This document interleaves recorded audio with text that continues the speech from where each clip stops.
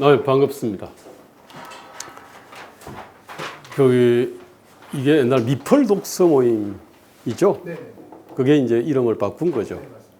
그러면 제가 아마 미플 독서 모임에서 가장 단골 강사가 아닐까. 맞습니다. 그죠? 근데 이제 옛날에는 제가 그렇게 적폐 지수가 그렇게 높지 않았는데 지금은 적폐 지수가 굉장히 높은 축에 제가 속하게 됐어요. 원래는 제가 민주당을 기획을 해보려고 그랬지 않습니까? 그러니까 당연히 이제 이 민주당 주변에서 청년은 원래 좀 대체로 개혁적이니까 민주당 청년은 개혁적이니까 당연히 민주당의 또 개혁을 이렇게 위해서 뭔가 새로운 비전과 전략 정책을 갖다가 준비하는 저 같은 사람하고 이제 이렇게 접촉면이 많았을 거지 않습니까? 그죠? 아마 게다가 저도 여러 가지 모임이 있어요. 뭐 등산 모임하고 무슨 뭐 친목 모임들은 다 하는데 저는 지금도 독서 모임을 해요. 2주에 한 번씩. 지금 7년째 하고 있습니다. 2주에 한 번씩 아침에 금요일 아침에 이제 독서 모임을 하는데 그거 만만치 않잖아요. 그거 쉽지 않습니다. 근데 이제 그걸 하고 있죠. 원래 이제 거기에 이제 그 유명한 사람들이 꽤 많았는데 7년을 갖다가 이렇게 하니까 아무래도 처음에 멤버들이 많았다가 이렇게 나가고 새롭게 들어오면 얼마나 견디지를 못하더라고. 그러다 보니까 이제 모임이 이제 이렇게 좀 이른바 소수화돼 가지고요. 지금 한 5명 정도, 4명 정도 됩니다. 한때는 한 10명씩 이렇게 됐는데 저는 제가 자식한테 정말로 물려주고 싶은 어떤 유산이 있다면은 유산 목록 아주 그 윗단에 독서 모임이 있어요. 독서 모임을 갖다 꼭 좀 물려주고 싶은데 근데 우리 애는 저기 좀 멀리 있어가지고 그래서 뭐 할 수는 없는데 혹시 한국에 들어와서 뭐 한다면은 독서 모임을 권하고 싶어요. 그리고 그래서 제가 이제 미플 독서 모임을 하는데 저 역시 그 책 읽기를 좋아하고 그것도 혼자 앉아서 책 읽기를 좋아할 뿐만 아니라 독서 모임을 하는 것을 좋아하기 때문에 그래서 제가 이제 미플 독서 모임 경연하고 이렇게 인연이 이렇게 많았던 거예요, 이게. 근데 어쩌다가 제가 적폐 지수가 높아져 버렸냐? 저는 사실 가만히 그대로 있는 것 같아요. 제가 이제 2012년에 제가 쓴 출마 선언문이 있습니다. 저는 본선 벽부를 붙여본 사람은 아니에요. 예비 경선까지는 이제 가봤습니다. 총선에 나가신 거예요? 총선. 그러니까 본선에는 못 나가고 이제 예비 경선을 했어요. 예비 경선이 저 유기용 의원하고 저하고 이제 양자 경선을 했어요. 그게 사실상 뭐 결성 비슷한 거죠, 그 당시에서. 그랬는데 그때 제가 이제 원래는 제가 무소속 출마 선언을 하고 민주통합당에 입당을 했어요. 그게 2012년 초의 일입니다. 그 출마 선언문을 쫙 보면은 그 출마 선언문을 지금 그대로 미래통합당에서 쓰면 되겠더라고. 한 줄도 고칠 필요가 없어요. 그때 이제 뭐 주요 내용은 청년에게 최악의 체제다 지금. 그리고 청년에게 최악의 체제를 타파하기 위해서 나는 지금 정치를 내가 국회에 들어가야 되겠다. 대충 그런 얘기입니다. 그 다음에 현재 이 6공화국 체제가 87 체제를 혁파를 하지 않으면 대한민국의 미래가 없겠다. 그럼 이거를 갖다가 고치려 그러면 내가 필요하다. 뭐 이런 것이 그 요지입니다. 그런데 저는 민주통합당의 개혁파로서 제가 이제 이렇게 그때는 이제 자임을 했는데 제 노선은 그대로거든요.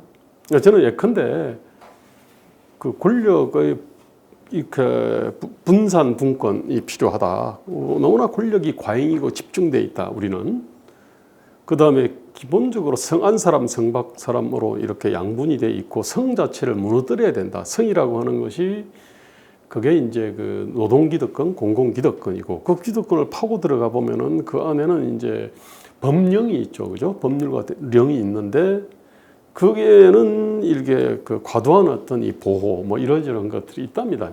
이렇게 기존의 어떤 정규직이나 또 기존 취업자에 대한 어떤 과도한 보호가 있다. 저희 주장이 그런 거예요. 성을 무너뜨려야 된다. 또는 성벽을 낮춰야 된다. 좀 더 유연하게 해야 되고, 그 다음에 오르락내리락이 쉬워야 되고, 들고 나는 것이 쉬워야 된다. 근데 우리는 지금 관문 통과 경쟁은 무지무지하게 치열한데, 일단 관문만 통과하면, 그러니까 이제 공무원 시험 합격을 한다거나 아니면 대기업에 들어간다거나 하면은 그다음부터는 그다음에 무슨 예컨대 좋은 면허증 있지 않습니까? 면허증을 갖다 받았다 그러면은 신분이 수직 상승하는 것들이 많다. 운전 면허증은 신분 수직 상승하지 않습니다. 간호사 자격증은 그거는 신분 수직 상승하는 거 아니에요. 간호를 할 수 있는 최소한의 어떤 그 자격이 됐다. 근데 이제 변호사는 자격증이나 의사 자격증은 최소한이 아니지 않습니까? 그죠? 그거는 상당히 신분이 수직 상승하지 않습니까? 그죠? 그럼 그 뒤로, 그럼 그 부분에 대해 가지고 엄격한 어떤 검증이나 이런 것이 이루어지느냐? 아니죠. 제 얘기는 이른바 저는 나중에 지대라고 하는 개념이 있습니다. 렌트라고요. 그 렌트가 한국은 과도하다. 그래서 렌트 자체를 낮춰야 된다. 뭐 이러저런 주장들을 갖다 쭉 해왔습니다.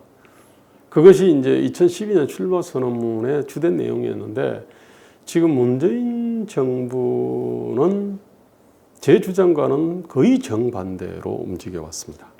그러다 보니까 그게 돼가지고 기존의 주장을 해왔으니까 이제 그 목소리를 내야 되죠. 그렇게 이제 계속 내다 보니까 지금은 적폐 지수가 아주 높은 사람이 돼가지고 우리 아마 요 경연 모임 사람들이요. 아무래도 이제 민주당에 좀 친화적인 사람들이 많지 않습니까? 이제 그분들하고는 상당히 이제 좀 서먹서먹 대면 뭐 이렇게 이제 된 거예요. 이게 몇 년 전부터 그렇게 돼서 갑자기 그렇게 된 건 아니고요.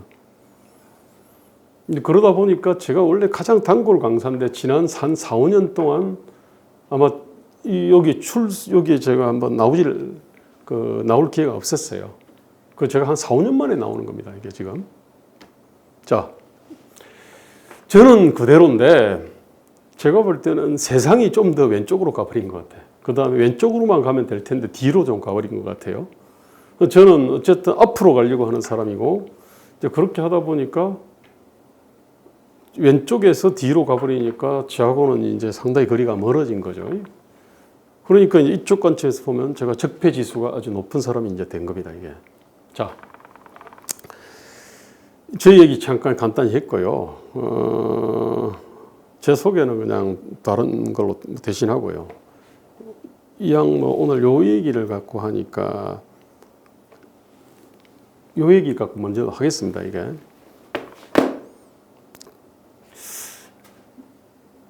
(1980년에) 그때 전두환 정부가 헌법을 개정을 하면서 출범을 했습니다.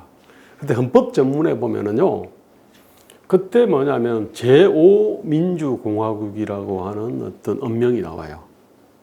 그래서 이제 그걸 5공화국이다 이렇게 불렀어요. 그래서 1987년 10월 29일자로 또 헌법이 개정이 됐습니다. 그렇게 되면은 자동으로 전두환 정권이 5공화국이 되면은 그러면 노태우 정부부터는 자동으로 6공화국이 되는 것 아닙니까? 그죠? 그래서 이제 그때부터는 잠깐 6공화국이라는 말을 많이 썼어요. 박철원 씨 6공의 황태자 뭐 이러고 하고. 자, 그러면 이전에 그러면은 제4공화국이란 말을 그럼 유신 시대가 제4공화국이 되는 것 아닙니까? 그죠? 그러면은 박정희는 제4공화국이란 말을 많이 썼냐? 그렇지 않습니다. 근데 이 공화국에다가 오자 붙인 게 이게 프랑스의 전통일 겁니다. 아마 프랑스의 전통일 텐데 어쨌든 1980년에 전두환 정권부터는 스스로가 5공화국이라고 했고 그러다 보니까 88년, 89년, 90년, 91년 이때쯤에는 6공화국이란 말을 많이 썼어요. 그런데 그 뒤로부터는 김영삼 정부 들었으니까 문민정부라 그러지 않습니까? 그죠? 자기가 뭔가 획기적인 선을 껐다 이런 겁니다. 이게 김대중 정부는 국민의 정부라 그랬고 그 뒤로 참여정부라 그랬지 않습니까? 그죠? 이게 그리고 나서 이제 이명박 정부, 박근혜 정부 이렇게 온 거고요. 그럼 6공화국이란 말을 자체를 안 써요. 자, 그러다 보니까 지금은 이 7공화국이라고 하는 말이 생소하게 사실 들릴 거예요. 그렇죠. 대신에 이제 무슨 말을 많이 쓰자면 1987년 체제다라고 얘기합니다. 그 말은 좀 더 많이 들어보셨을 겁니다. 같은 얘기입니다. 근데 그 내용은 잘 모르시죠, 그죠? 이게 대충 헌법하고 뭐 관련이 있구나, 헌법 개정하고 관련이 있구나, 아마 이렇게 이제 생각을 하실 거예요. 사실은 그 절반은 맞는 말입니다, 사실. 근데 이제 저는 헌법 개정, 헌법이라고 하는 거는 이 책의 굉장히 중요한 주장 중에 하나가 원래 공화국은 헌법 개정하고 관련이 돼 있는데 그럼 헌법만 개정하면 새로운 공화국이 탄생한다라고 생각을 갖다 하는 경향이 있어요. 사실은 이제 손학규의 7공화국론이 좀 그런 겁니다. 이게 헌법 바꾸면은 새로운 공화국이 만들어지는 것처럼 이렇게 생각하는데 그거는 큰 착각이다 요겁니다. 헌법과 법률이라고 하는 거는 하나의 어떤 큰 정신이 있잖아요. 정신과 정치 지형의 자식이라고 하는 겁니다. 그 위에 한 시대를 갖다 관통하는 큰 철학, 가치, 어떤 문화의 어떤 총체 있잖아요. 총체와 이거를 갖다가 뒷받침하는 게 어떤 정치 지형인 겁니다. 이제 이것들이 결국 어머니가 되는 거고요. 헌법은 그 자식이 되는 겁니다. 근데 위에 어머니가 그대로인데 밑에 자식을 갖다가 바꿔가지고는 여기서는 새로운 게 안 나온다 이렇게 보는 겁니다. 자, 이게 제 책에서 굉장히 중요한 주장이고 많은 사람들이 착각을 합니다. 7공화국 하면 헌법 개정론자야? 이렇게 생각하는 겁니다. 헌법 개정은 필요 조건이고요. 이거는. 근데 실질적으로 충분 조건은 헌법 개정이 아니라 하나의 어떤 철학과 가치의 어떤 변화입니다. 그 다음 정치 지형의 변화예요. 자, 이거 중요한 얘기입니다. 이왕 우리 7공화국이 나왔으니까 그러면 1공화국, 2공화국, 3공화국, 4공화국이 뭐냐 이제 이게 좀 궁금하지 않습니까? 1공화국은 당연히 이승만 정권입니다. 이승만 정권 하에서도 보면은 개헌을 했잖아요. 그죠? 4.4.5 입개헌 이런 거. 입 깎고 공화국 만들어졌다고 하지 않아요. 1960년 6월 4.19 이후에 만들어진 그 민주당 정부 있지 않습니까? 그거를 제2공화국이라고 부릅니다. 그때 상하 양원제가 됐어요. 대통령이 없어졌습니다. 윤보선 있었는데 실권이 총리한테 있었죠. 그러니까 뭐 참의원하고 민의원이라고 하는 양원제를 했어요. 국가 체제가 크게 바뀌었어요. 그 2공화국이라고 부릅니다. 그 다음에 3공화국이 바로 박정희 정부를 얘기합니다. 1963년. 그래서 63년 체제다 부르고 또는 제3공화국이라 이렇게 부릅니다. 제4공화국은 바로 1972년 10월 유신헌법에 의해서 탄생한 정부를 제4공화국이다 이렇게 부르는 겁니다. 그런데 그 전에 그러면 1969년에 삼성개헌이 있었어요. 헌법 바꿨어요. 근데 그걸 갖다 거기다 새로운 공화국 이름을 안 붙입니다. 이제 공화국이라고 하는 이름을 붙이려 그러면은 이 뭔가 정치 체제와 어떤 정치 체제의 어떤 큰 변화 있잖아요. 정치 지형의 큰 변화를 초래해야 비로소 그 공화국 순번을 붙이는 겁니다. 근데 예컨대 지금 같은 체제에서 헌법을 갖다가 예컨대 혹시 4년 연임제를 갖다가 했다. 그러면은 7공화국이라고 붙일 수 있냐? 아닙니다, 사실은.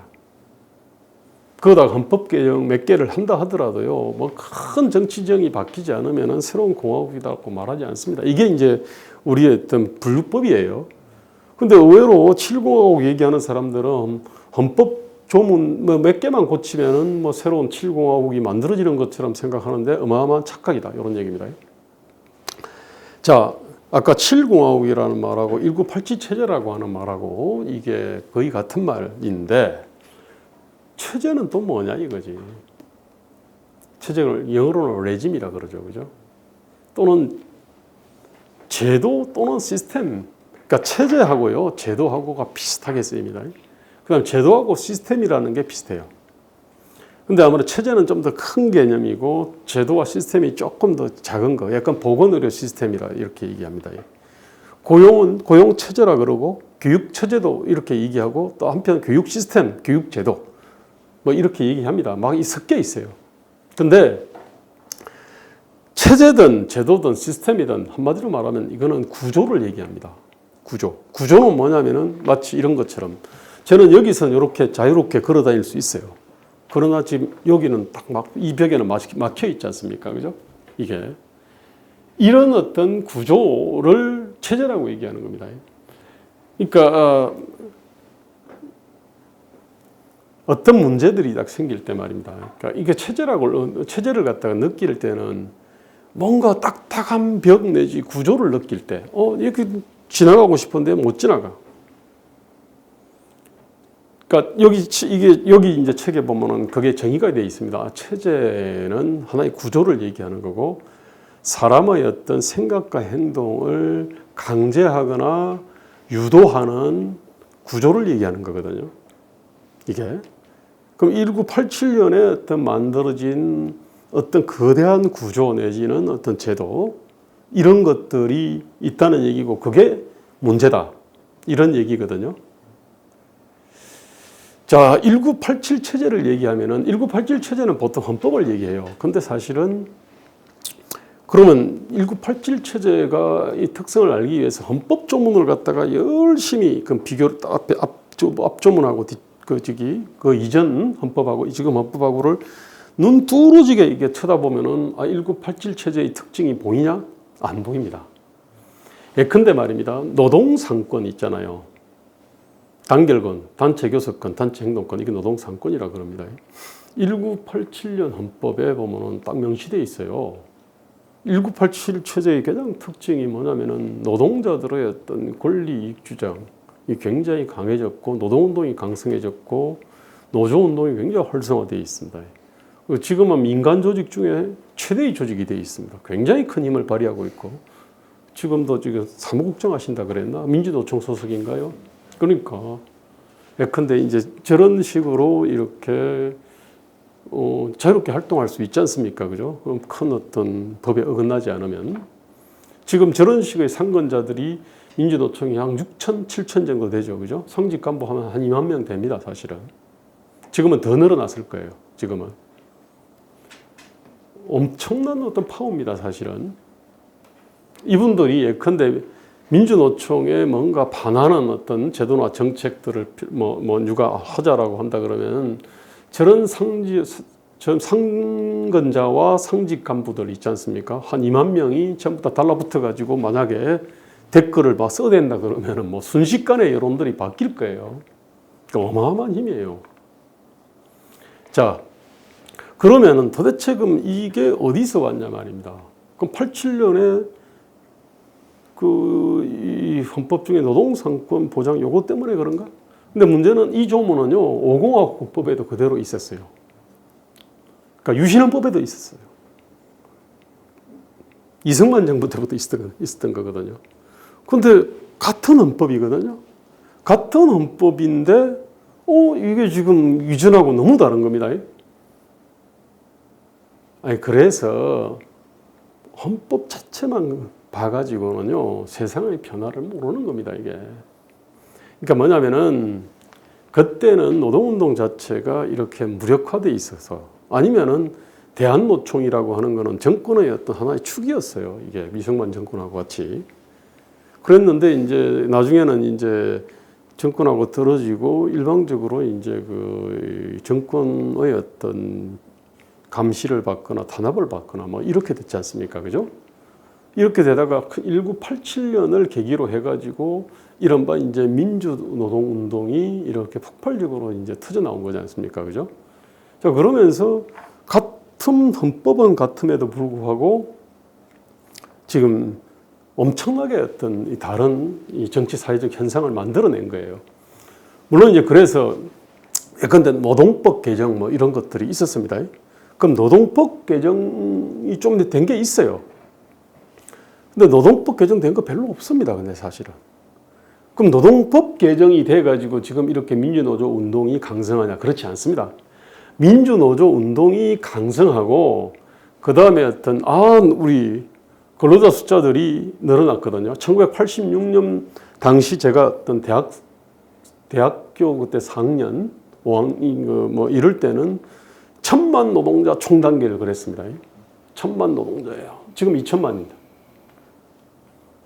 그다음에 1000만 노동자, 1000만 농민 그랬거든요. 지금 농민은 한 300만 이하로 줄었을 겁니다. 이게 바뀐 거예요. 이게. 그다음에 그 당시에 노동자들의 어떤 그거는 뭐냐면 대체로 가난하고 못 배운 사람들, 블루 컬러를 의미했는데 지금은 저 화이트 컬러 저기 있네. 오히려 노동자들이라 그래서 전혀 못 배운 사람들이 아니에요. 그다음 블루 공장에서 기계 잡는 사람들도 아니에요. 네, 이렇게 이제 바뀐 거고요. 또 하나 바뀐 게 뭐냐면은 아까 그 헌법은 그대로인데 법률이 조금 바뀌었습니다. 노동관계법이 좀 바뀌었습니다. 근데 더 바뀐 거는 사실은 노동관계법에 대한 해석이 많이 바뀐 거예요. 예컨대 우리 근로기준법 23조, 24조가 보면은 해고에 관한 조항이에요. 제23조는 일반적인 어떤 그 해고를 얘기합니다. 정당한 이유 없이 해고하면 안 된다. 이 얘기입니다. 그 다음에 이제 24조가 정리해고에 관한 겁니다. 경영상의 어떤 해고에 관한 조항 이렇게 되어 있습니다. 자, 정당한 사유 없이 해고하면 안 된다. 이거 모든 나라 노동법에 다 있어요. 근데 거기서 그럼 정당한 사유를 어떻게 해석하냐, 누가 해석하냐. 자, 정당한 사유라 그랬을 때 원래 이제 미국에서는 뭐냐 그런 겁니다. 인종주의적 차별 있지 않습니까? 저기 말이야 깜둥이들 나 싫어. 그래서 깜둥이라 가지고 쫓아내. 또 있습니다. 상사가 이쁜 여자가 있는데 어떻게 하룻밤 어떻게 좀 자자. 약간 이런 요구를 갖다가 했는데 거부를 했다. 근데 해고를 한다. 그러면은 이제 그거를 갖다가 응징하기 위해서 이렇게 만들어 놓은 조항 그렇게 이제 씁니다. 근데 우리는 그럼 이걸 어떻게 쓰느냐? 정당한 사유를 갖다가 우리는 이걸 아주 엄격하게 해석을 합니다. 이게 이제 그 큰 차이예요. 그러니까 유럽에도 미국에도 일본에도 보면은 이 조항이 다 있습니다. 그런데 정당한 사유를 해석하는 거는 이제 법관이 해석하는데 법관이 처음엔 널널하게 해석했어요. 그러니까 아주 무능한 사람, 일 못하는 사람 이런 사람들을 갖다가 다 이렇게 해고해도 허용을 했어요. 근데 나중에 점점 엄격하게 해가지고 거의 뭐 물건을 훔친다거나 완전히 기계를 때려 부수는 정도가 아니면 해고를 못합니다. 사실은. 자, 그래서 어떻게 됐냐? 정리해고, 징계해고 외에는 해고할 방법이 없어요. 사실은. 대기업과 공기업이 사실은 그렇습니다. 그런데 이제 중소기업은 해고 쉽게 해요. 왜? 그거는 뭐냐면은 법이 그래서 그런 게 아니고요. 이 사람 입장에서는 만약에 나가라 그러는데 안 나간다 그러면 여러 가지로 괴롭힐 거 아닙니까? 그죠? 아니, 근데 보면은 중소기업만 하더라도 딴 데 갈 수 있지. 그 근로조건 자체가 높지는 않을 거니까 내가 이렇게 핍박받으면서 내가 이렇게 왜 내가 다니나 그냥 나가지. 이래서 사실은 해고가 쉬운 거예요. 변칙적 해고지, 사실은. 근데 대기업이나 공기업은 거기서 나가면은 완전히 낭떠러지로 떨어지지 않습니까? 이게. 그렇기 때문에 이쪽에는 결사적으로 버티는 겁니다. 그러면은 이제는 정리해고나 아니면은 징계해고 외에는 못하는 거예요, 사실. 우리가 원칙적으로는 정리해고, 징계해고 외에는 못하게 사실 되어 있습니다. 그러니까 평생 책임져라 이렇게 되어 있습니다. 상식적으로 말이 안 되지 않습니까, 그죠? 그러니까 상식적으로 말이 안 되는 조항이 지금까지 온 거는 뭐냐면은 일단 중소기업 같은 경우는 변칙적 해고가 가능했습니다. 예, 근로조건이 시장하고 별 차이가 안 나. 그럼 대기업과 공기업에서는 진짜 안 됐어요. 그 대기업과 공기업은 뭐냐면 이 기존의 기존 이 조직 노동 내지는 기존의 어떤 그 정규직 노동의 부담, 이 사람들이 안아야 될 부담 예컨대 말입니다.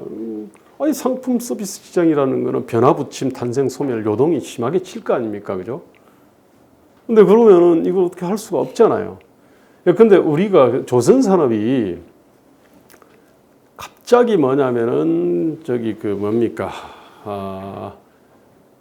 플랜트를 갖다가 갑자기 많이 엄청 해서 적자를 엄청나게 많이 받지 않습니까, 그죠?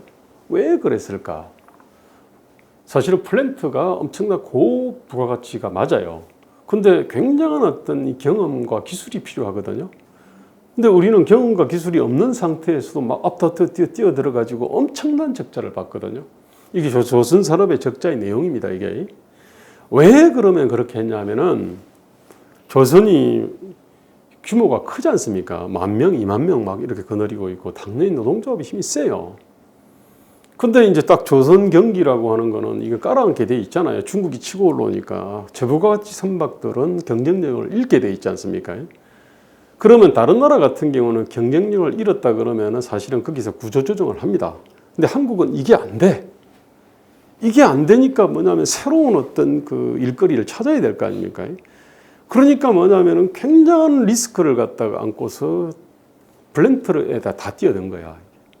뛰어들었는데 이제 성공했으면 참 정말로 참 아름다운 얘기들이 노래 소리가 들렸을 텐데 워낙 이게 갑자기 이렇게 이 엄청난 노하우가 필요한 건데 그 노하우 없이 뛰어들었으니까 이거를 갖다가 비용을 맞출 수가 없고 납기를 맞출 수가 없고 그렇게 해가지고 엄청난 어떤 그 대우조선 사태라든지 이러저런 것이 터진 거거든요. 이게 그러니까 이게 우린 그런 겁니다. 이게 그러니까 대기업이나 공기업에서는 구조조정이 안 됩니다. 사실은. 자, 안 되다 보니까 어떻게 나오느냐 하면은 웬만한 물량을 갖다 전부 다 외주 하청 처리를 합니다. 그죠? 가능하면 한국에서 이 수주를 안 하려 그래요.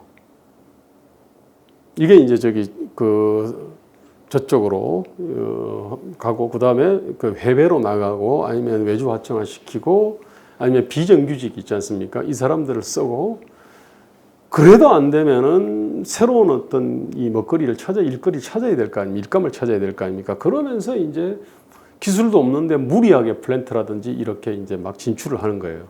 그러니까 다른 나라는 이렇게 안 하거든요. 이게 우리 한국만 이렇게 하는 겁니다.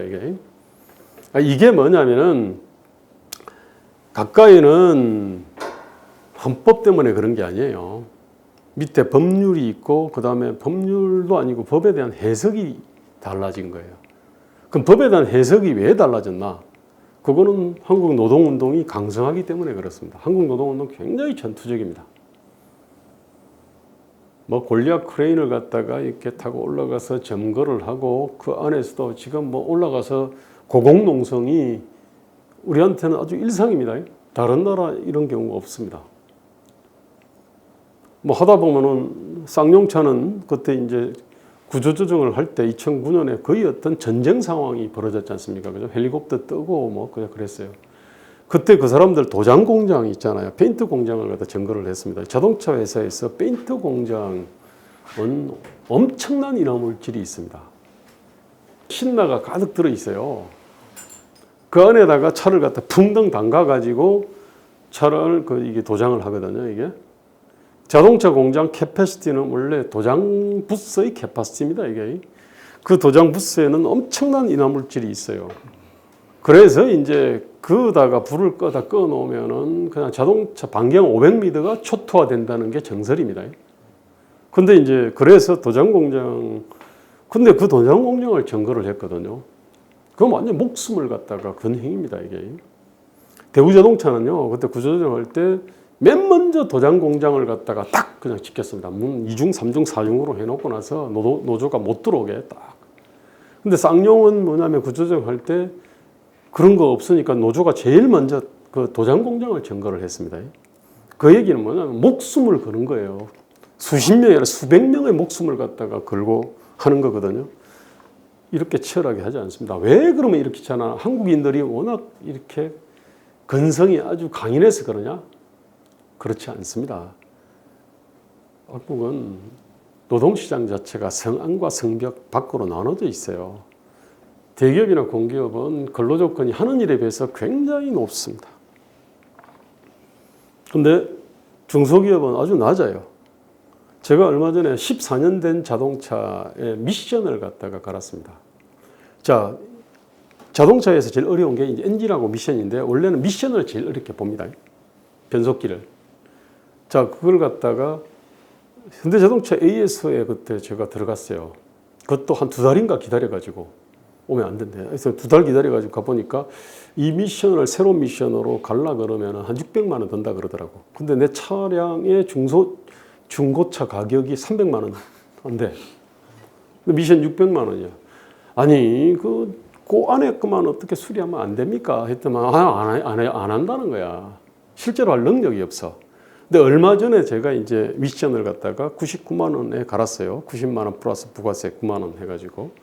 근데 그 사람은 저기 그 대방동 어디에 보면 조만한 어떤 딱 이 부스를 갖다가 딱 내놨어요.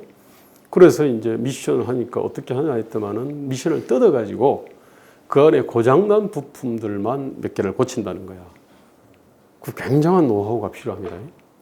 그래서 이제 제가 이제 그걸 부가세 포함해서 99만 원짜리를 갖다가 이렇게 해서 지금 차를 타고 다니는데 아주 좋아요. 무슨 얘기냐? 지금 현대자동차 AS 거기 있는 사람들이 평균 연봉 1억씩 다 넘을 겁니다, 이게. 그런데 하는 일은 저도 조금 훈련 받으면 할 수 있는 거예요, 이게. 그런데 아까 저한테 이제 미션을 통째로 간 게 아니라 미션을 뜯어가지고 그 안에 있는 수많은 어떤 톱니바퀴들이 있을 거 아닙니까, 그죠? 그거를 갖다가 간 사람은 엄청난 노하우를 갖고 있는 사람입니다. 모르긴 해도 그 사람 자영업자죠. 근데 그 사람은 아마 저기 연수입이 아마 현대자동차 노조만 못할 거예요. 그죠? 이 얘기가 뭐냐면은 굉장히 이게 사실은 특이한 현상이에요. 우리한테는요, 이제는 이게 부당하다는 감각도 없어. 뭐 좋은 회사 들어가면은 뭐 그냥 발자 피는 거고, 좋은 회사 못 들어가면 고생하는 거지라고 이게 우리한테 일상화되어 있어요. 그래서 우리 좋은 회사 들어가려고 난리 아닙니까, 그죠? 근데 이게 굉장히 특이한 거예요. 원래 시장이 정상적으로 작동하면 예컨대 현대자동차에서 거기 AS 하는 사람들이 있다 이거야. 그런데 AS 하는 사람들이 시장에서 연봉 한 4천, 5천이면 충분히 하다. 그러면은 다른 나라는 그게 딱 그렇게 가요. 우리 같은 경우는 연봉 4천, 5천이면 될 사람 또는 2천, 3천이면 될 사람은 연봉 1억 2천, 3천을 갖다 줘야 되거든요. 왜 그런지는 우리 알지 않습니까? 그죠? 근데 이게 뭐냐면은 우리의 과도한 고용보호 때문에 그렇고, 고용보호 뒤에는 뭐가 있냐? 법이 있어요. 근데 법 뒤에는 뭐가 있는데 정치지형이 있는 겁니다. 정치지형의 핵심에는 이게 지금 기존의 어떤 이른바 민주진보 노동이 사실은 한 덩어리로 딱 결합되어 있는 겁니다, 이게. 이 사람들이 지향하는 거는 결국은 성한 사람을 갖다가 단단하게 보호하는 거예요. 이게 한번 채용하면은 평생 책임져야 된다라고 하는 이런 철학 있잖아. 이런 가치. 이게 지금 주류적 가치가 돼 있고, 그게 바로 문재인 정부가 받아안은 가치입니다. 민주노총은 당연히 그걸 갖다가 하늘처럼 사실은 신봉하지 않습니까? 그죠? 그래서 한국의 어떤 노동시장의 어떤 이중구조라고 하는 것들이 이렇게 생겨난 거예요. 자, 제 얘기는 우리나라에 있는 수많은 현상들 있잖아요. 정치 갈등 현상, 교육 문제들, 노동 문제들, 중소기업 문제, 오만 가지 문제들이 다 있습니다. 하다못해 청년들의 결혼 문제부터 시작해가지고요, 무지하게 많은 문제들이 있는데 이 문제들이 왜 생겼나? 하나는 그러면 체제 제도적 요인이 있고요. 그 다음에 문화적 요인이 있습니다. 그죠? 그 다음에 또 하나, 체제 제도와 문화, 그 뒤에는 뭐가 있는데 계속 캠으로 들어갈 거 아닙니까? 그죠? 자, 캠으로 들어갈 때는 우리나라하고 다른 나라가 어떻게 다르지? 이 생각해 볼 거 아닙니까? 그죠? 그 다음에 과거하고 현재는 어떻게 다르지? 이게 뭐냐면 사고의 시간과 공간의 확대입니다. 자, 사고의 시간축을 확대를 하게 되면은 과거로 주르륵 올라갈 거 아닙니까? 그죠? 그 다음 미래를 예측해 보겠죠. 사고의 어떤 공간을 갖다 확대할 때는 우리 남한, 그죠? 그럼 일본은 어떻게 다르지? 중국. 저 남은 유럽, 중동, 저쪽은 미국, 남아메리카. 근데 이렇게 쭉 펼쳐볼 거 아닙니까? 그죠?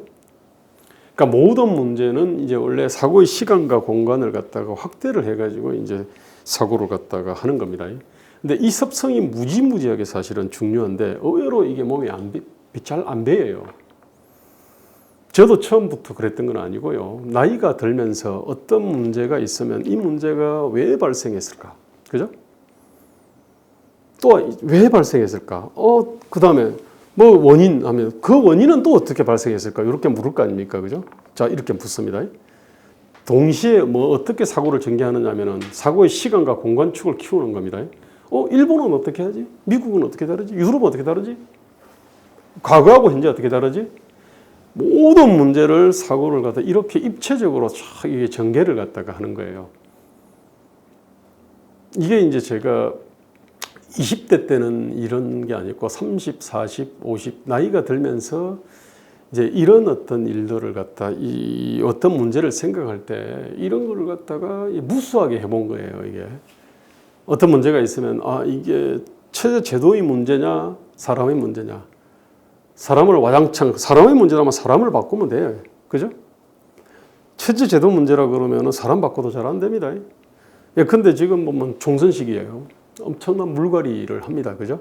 저마다 야 청년이 많이 들어가면은 또는 여성이 많이 들어가면은 지방자치에서 구의원, 시의원부터 했던 사람들이 많이 들어가면은 실물 경제를 아는 사람들이 많이 들어가면 뭔가 좋아질 수 있다. 요러고 있죠. 그죠? 청년들 목소리 많이 높이고 있지 않습니까? 그죠? 여성들도 지금 그러고 있습니다.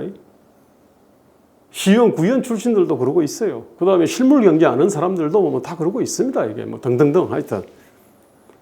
옛날에는 운동권이었어요. 이게 공적 가치를 위해서 청춘을 던져본 사람들이 탁 들어가면 말이야 달라질 거야.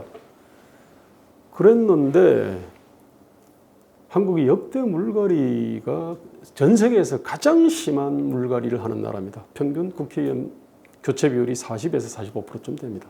엄청나게 많이 바꿔. 그런데 달라진 게 없거든. 냉정하게 보면은요, 지금 대한민국 정치가 훨씬 후퇴했습니다. 제가 볼 때 그렇습니다. 그 갈등의 수준. 저는 오랫동안 원래 이제 사회디자인 연구소를 2006년에 만든 이유 자체가 이제는 정말로 대한민국 정치가 경제 정치와 비전 정치, 이게 즉 국가 경영을 어떻게 잘할래 이걸 중심으로 해서 토론하고 논쟁하고 뭔가 또 이런 정치가 돼야 된다라고 하는 당위론을 가지고 그걸 선도하고 향도하기 위해 가지고 사실은 이걸 했잖아요.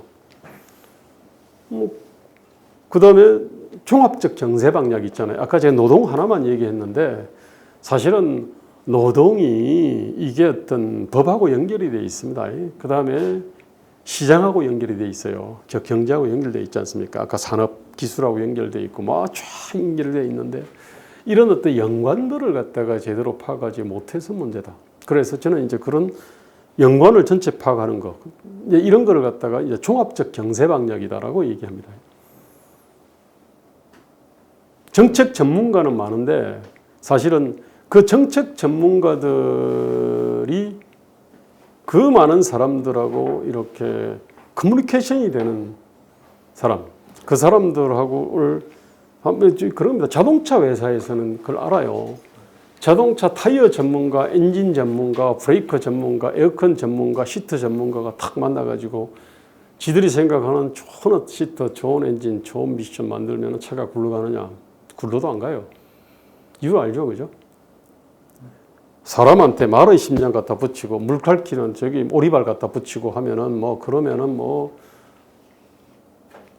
그 다음에 큰 독수리 날개를 갖다 확대해서 딱 갖다 붙이면은 날 수도 있고 그 다음에 잠수도 잘하고 헤엄도 잘 치고 잘 뛰냐? 그렇지 않지 않습니까? 그죠? 같은 이치입니다, 이게. 자동차가 조화와 균형의 예술이에요. 마찬가지로 그래서 자동차 회사는 기본 설계자라는 게 있습니다. 이 책에 보면 그 관련된 얘기 좀 나와요. 전체의 조화와 균형을 잡는 한국 정책도 마찬가지거든요. 아까 제가 노동권이 87년 이후로 굉장히 강화되면서 생긴 문제를 얘기했습니다. 그죠? 근데 노동권이라는 거는 누가 고용을 해야 생기는 문제입니다. 그죠? 고용자들은 자기 재산을 가지고 뭔가를 갖다가 투자를 한 거지 않습니까? 그죠? 당연히 노동권과 재산권의 어떤 이 조화와 균형이 필요해요. 근데 우리는 뭐냐면 87년의 어떤 정신은 재산권에 대한 재산권 자체를 갖다가 별로 높게 평가하지 않습니다. 재산권은 부자라고 생각하는 거예요, 이게. 그러면서 노동권을 갖다 강화를 해요. 근데 문제는 노동이라고 하는 거는 누군가 재산을 가진 사람이 뭔가 어떤 설비 투자든 장비 투자든 아니면 국내 투자를 해줘야 될 거 아닙니까? 그죠? 그래야 고용이 생길 텐데 근데 이 재산권, 노동권과 재산권의 균형이 안 맞게 되면은 노동권 행사할 노동권이 없어요. 노동권 자체가 안 생겨나는 겁니다. 한국에 지금 현재 취업난은 사실은 노동권과 재산권의 어떤 조화 균형이 깨져 있는 거예요. 심하게 깨져 있어서 그렇습니다. 과거에는 노동권이 약하고 재산권이 강했습니다. 87년 이후에는 역전이 돼버렸어요. 그리고 점점 심화되고 있고 문재인 정부 하에서는 극단적으로 심화되고 있습니다. 그래서 이제 알만한 사람 압니다. 돈 좀 있는 사람들은 다 한국에 투자 안 하려고 그럽니다. 고용 안 하려고 그럽니다. 해외로 나가려고 그러고 부동산 하려고 그래요. 심각한 문제들이 생기고 그러면 청년들이 죽어나는 거예요. 또 항상 기존 취업자들만 보호하려고 그러거든요. 기존에 연금 내는 사람들을 갖다가 지금 이걸 자꾸 보호하고 더 주려고 그럽니다. 나중에 연금 낼 사람들 있지 않습니까? 노동을 해서 그 사람들 안중에 없는 겁니다. 이게 뭐냐면은 국가 경영은 노동권과 재산권의 조화입니다. 그죠? 그 다음에 현 세대와 미래 세대의 조화입니다. 이게 권리와 이익의 조화예요. 그 다음에 갑과 을의 조화입니다. 공공과 민간의 조화입니다. 공공이 일종의 차체다 그러면 민간이 엔진 같은데 지금 한국은 차체는 엄청나게 크고 무겁게 만들고 있습니다. 그런데 엔진 자체는 꺼져갑니다.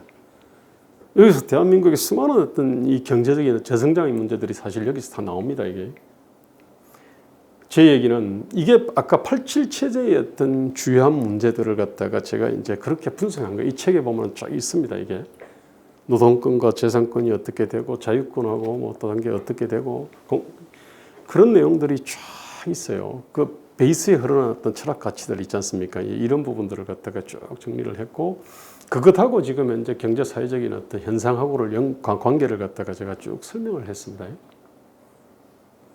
자, 제가 이제 이 책이 보면은 1987년 체제의 문제, 즉 현재 수많은 문제들의 근원이 있지 않습니까? 그 부분에 대해 가지고 이제 설명을 했고 오늘 제가 자세히 설명한 거는 노동권과 재산권의 불균형으로 인한 문제를 제가 오늘 좀 설명을 좀 했습니다. 이게 그 내용을 막 써놨고요.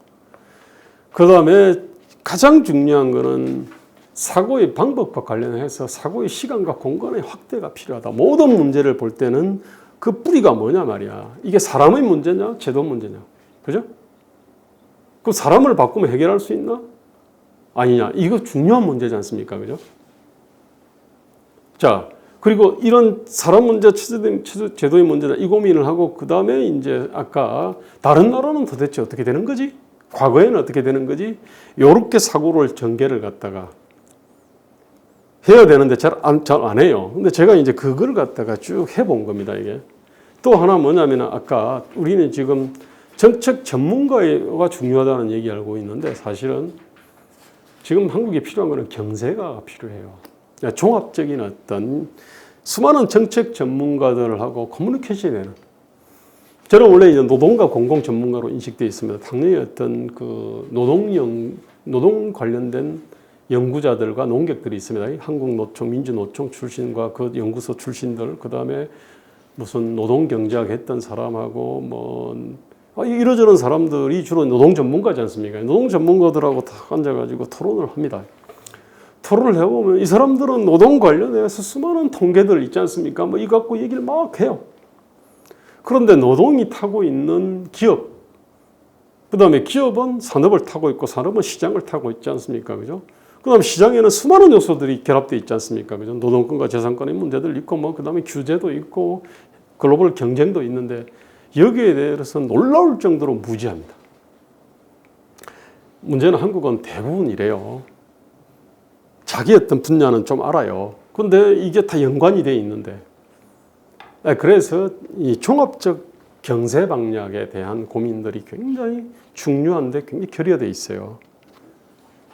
그런 사람 만나기 쉽지 않을 겁니다. 사실은 이제 그래서 이제 모든 문제를 갖다가 이제 좀 종합적으로 생각을 갖다가 제가 해본 거예요. 그때 이제 보면은 제가 여기에 보면은 중요한 어떤 개념 틀이 몇 개가 나오는데 이 한국의 수많은 정치 사회적 현상들을 낳는 그 큰 요인들을 갖다가 제가 정리를 했습니다. 그때 이제 나오는 게 첫째 지정학적 조건, 자연 환경과 지정학적 조건을 얘기했습니다. 근데 이거 두 가지인데 하나는 자연 환경이라고 하는 거는 지리와 풍토를 얘기하는 겁니다. 우리가 기후, 우리 풍토, 우리 식생 있잖아요. 그다음 가뭄, 홍수, 뭐 등등등, 기온, 일교차 등등등. 이게 사람들의 어떤 성정이라든지 어떤 제도에 영향을 안 미칠 수가 없을 거 아닙니까, 그죠? 그다음에 지정학적 조건입니다. 우리가 이제 지정학적 조건을 많은 사람들이 의외로서 놓치는데 이 지정학적 조건에 제가 이제 한반도가 22만 제곱킬로의 어떤 한반도인데 사실상 이게 섬나라 비슷하게 삼면이 바다로 되어 있습니다. 그 다음에 이제 중국 대륙에서는 고려 때는 많이 쳐 내려왔어요. 고려 이전에는. 그 다음에 이제 명청 이후는 딱 북에서 크게 밀고 내려온 게 별로 없죠. 근데 그거는 뭐냐면 임진왜란하고 달리 임진왜란은 지들 땅으로 만들려고 그랬어요. 병자호란은 왕조를 굴복시키려고 내려온 거죠. 그죠? 저 왕조 쳐내고 우리가 지배하겠다. 이게 아니었지 않습니까? 그죠? 옛날에 거란의 침략이라든지 이런 게 몽골의 침략 이런 거하고 좀 달라요. 이게. 여기에 보면은 그 한반도의 어떤 그 지정학적 조건이 어떤 미치는 영향에 관한 얘기가 굉장히 길게 사실은 나와 있습니다. 이 의외로 이게 굉장히 어떤 큰 문제인데, 자 일단은요 제가 이제 주요하게 5가지를 얘기했습니다. 자연 환경하고 지정학적 조건에 관한 얘기하고, 그 다음에 국가에 대한 국가, 그 다음에 시장에 관한 거하고, 그 다음에 사회라고 하는 것들을 얘기했어요. 왜 국가하고 시장하고 사회 했냐? 이제 그 이유는 여기 설명을 해놨습니다. 이게 사람이 가치를 배분하는 3가지 큰 제도를 얘기한 거예요. 근데 이거는 다음에 하기로 하고요. 어떤 사고의 큰 기둥이 있지 않습니까? 큰 기둥을 갖다가 이제 이렇게 딱 이게 바로 서야 비로소 모든 사고가 딱 전개가 됩니다. 이게. 근데 그 중에서 아까 이제 지정학적 조건만 관련해서 그것만 조금만 설명하고 그다음에 일단 마칩시다. 일단 이게 참 난 한국에서 일어나는 수많은 어떤 정치 사회적 현상들을 보면서 우리가 왜 이럴까를 고민을 많이 했어요. 그러면서 일본은 어떨지, 중국은 왜 하고 어떻게 다르지? 처음에는요 사람들은 아예 한국이나 뭐 일본이나 중국이나 뭐 유럽이나 뭐 미국이나 비슷하다라고 생각을 합니다.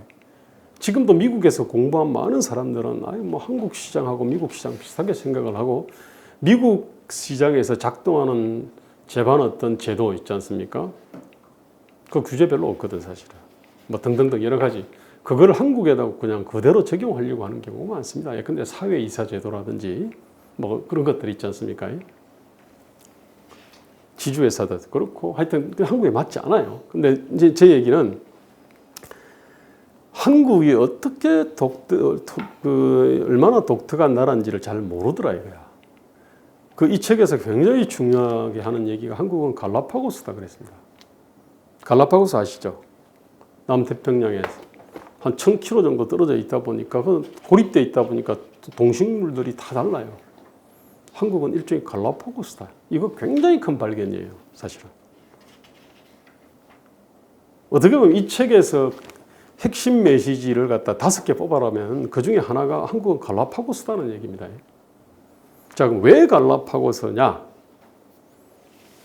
일단 갈라파고스라고 하는 건 수많은 현상들을 분석한 딱 결론입니다, 이게. 자, 그러면 왜 갈라파고스가 됐냐? 이게 뭐냐면은 참 다른 나라 예컨대 말입니다. 국가 권력이 억압을 갖다 하면은 예컨대 유럽 같은 경우는 다른 나라로 튑니다. 중국도 튀어요. 일본도 튈 수 있어요. 도망을 갈 수 있습니다. 폭압이 있으면요, 사람은 제일 먼저 맞서 싸우는 게 아니라 일단은 도망을 갈 거 아닙니까, 그죠? 도망가다가 안 되면은 이제 항거를 하겠죠, 그죠? 항거하면 이제 그럼 국가폭력 반란을 일으켜야 될 거 아닙니까, 그죠?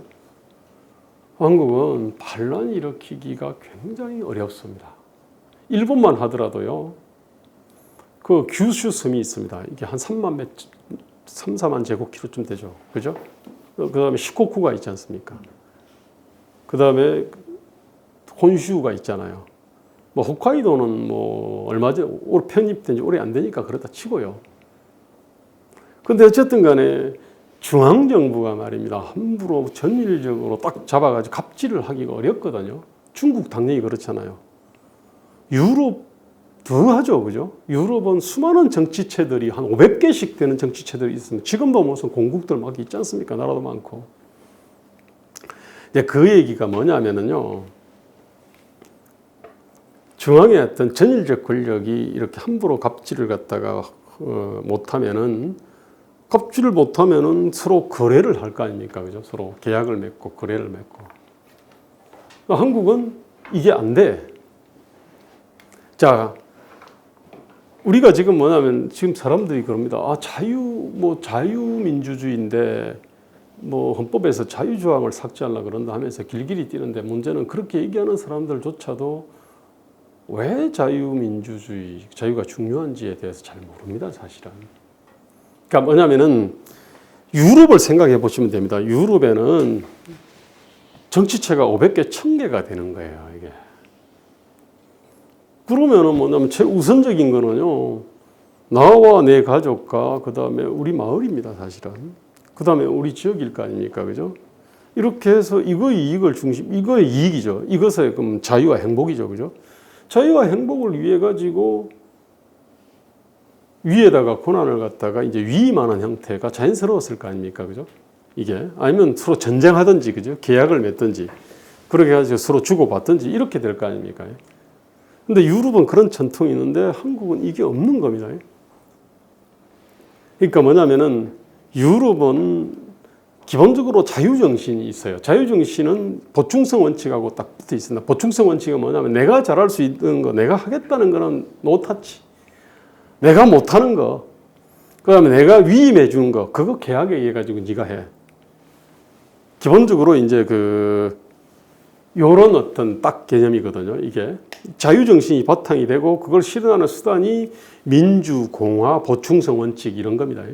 근데 우리는 뭐냐면 이 개념 자체가 우리는 뭐냐면 그냥 옛날부터 훌륭한 어떤 왕을 뽑아가지고 그 사람이 다 알아서 해주는 겁니다. 중국도 그런데 한국은 훨씬 심합니다, 이게.